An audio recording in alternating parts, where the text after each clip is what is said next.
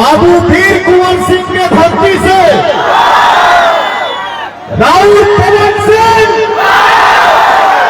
राउत पवन बेटा, राउत पवन भाई और आप सबके पवनों, सबके गोल छूके गोल लागत निकाली बना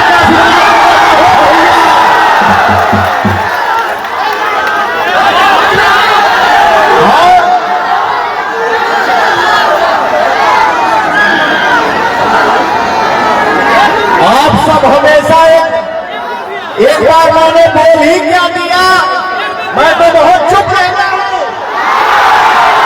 बात बात पे लाइव आने की आदत नहीं है पवन सिंह को। मेरे लिए कोई कुछ बोलता है तो आप वही से बोल के चुप करा देते हो। ये हमारी संपत्ति है।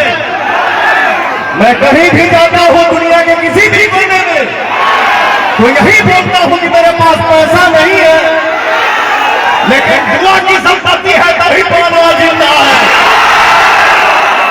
बहुत लोगों ने छुपाने का कोशिश किया, गिराने का कोशिश किया, फंसाने का कोशिश किया, लेकिन आप सभी का आशीर्वाद जिंदाबाद। भैया चाचा भाई बहन हमार भाई, आप सबके आशीर्वाद से पवनवा आज भी ऐसे चलता है। तो भैया हो, हमारे जितने मीडिया से भाई हैं, हमारे जितने यूट्यूबर भाई हैं, अरे कहीं बैठा जा भैया, कहीं देखे जा, देखे हमके देखे आएगा।